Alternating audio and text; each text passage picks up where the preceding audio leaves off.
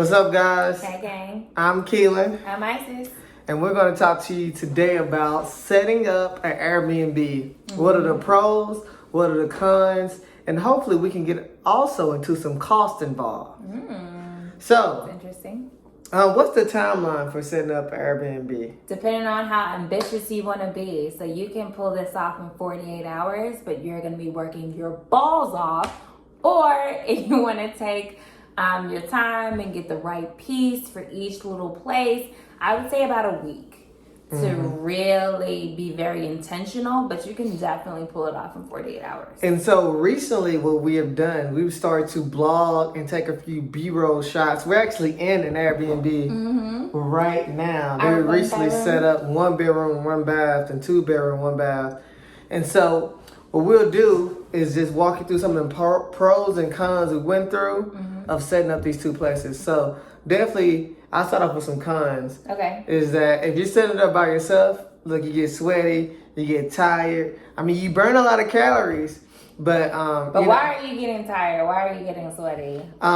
You can be moving couches, you can be moving beds, you can set up TVs, you can set up tables, which we're on right now. And those are some of the key essential things that you have to set up. Give them a quick plug about IKEA stuff, though. What we learned about IKEA. IKEA, they take too long to set up, 2 hours too long. And so one of the tips that I learned to mitigate from those cons is, one, if you can find a local store, liquidation store, or resale store for furniture. We're in Houston, Texas, and we'll give you a few tips for that. Try to get already assembled equipment. One, time saver, and two, well, we'll come back for two. But what about you? What are some cons for you? Yeah, cons for me have been the setup with the Wi-Fi. Sometimes, depending on your local area, whether it be Xfinity or AT&T, you don't want to waste too much time setting up, because that's the money that you could have people in here making you money. And sometimes your Wi-Fi service provider can kind of push back your time date, or your launch date. So, for example, in our recent launch, we were supposed to get our Wi-Fi on a Tuesday, or I'm sorry, it was actually a Friday. They didn't come to like the following Thursday.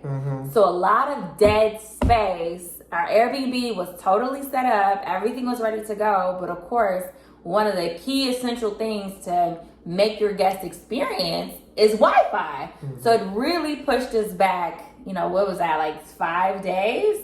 It's things that you can't help, but with proper planning, you'll be able to talk to your service provider, get like a more effective timeline. We're just very ambitious and we like to pull the trigger quick. That's the startup, I think, version of us.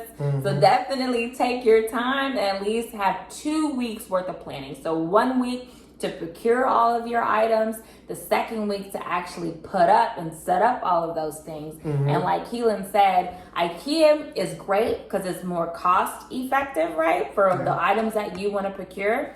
But I'm telling you, I'd rather get a really large truck and fill it up with a bunch of big items and figure out how we're going to put it into the apartment than spend 3 hours with screws and instructions written in like a different language where it's like, it shouldn't be that difficult. Or you can just hire someone to set it up. So that could be another alternative, but I'm definitely up to buying already assembled furniture, as Kehlin said. That was good.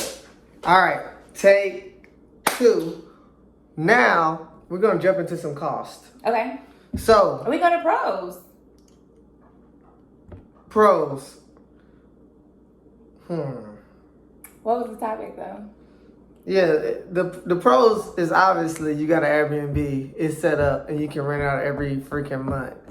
And so The pros of what was the topic though? setting up Airbnb. What are the pros of setting up your? Oh, the pros of setting up your own Airbnb versus someone else setting it up for you. Yeah. I guess it wasn't a versus or either or. But let's come back to pros. Okay. Let's go into cost. Cost. Let's get to the numbers. So for this 1-1 and 2-1, okay, for the 1-1, the rent is about $900. Then the utilities are about $300, and in some instances, you have to pay the first month's rent when you move in. We're talking about, I'm sorry guys, we're talking about rental arbitrage. Now there are multiple Airbnb methods, but in the description we'll put this is a rental arbitrage method for setting up an Airbnb. So $900, $300 in utilities, give or take. In this place, it was great because they cover the water, so we may come underneath that $300. Water and trash. Water and trash. And then the second, the other cost is Wi-Fi and electricity. Wi-Fi and electricity. How much is that? So Wi-Fi was about $60, which was super cheap. Electricity, we predict will be no more than $70. Okay. For this unit. And so how much? Let's do some math. Okay. But we normally like to allocate about $300 worth of expenses for each of our properties, just to kind of set a standard. It's awesome if it's below, but if it's more, like we have to justify to say like, oh, this is a 5-bedroom house or a 4-bedroom house. So $900 plus $300, we're at $1,200 to set up this 1-bedroom, 1-bath. It costs. Oh no, the other expense. That's the other expense we don't talk about. The monthly maintenance and refilling a lot of the supplies. So you have to provide toilet paper. You have to provide paper towels. How much does that cost? Toilet paper, paper towels. I just bought some paper towels. They were like the great value. It's like your brands are interesting. $20. It was like $15. 15. $15. I bought some Tide Pods. That was another $15. 15. I like to buy air fresheners to keep it fresh. Okay. Yeah, people go to the restroom. Yeah. You gotta keep that fresh. Keep it fresh. Keep $5. it cute. That's $5. I like to buy lotion and soap for the guests. Make that $30. Um. Let's talk about some big stuff too. Okay. So how much did the couch cost over here? I'll take you to the couch. So we have a nice, beautiful B-roll. This couch costed about a whopping $300, I want to say. $300. It's very cute.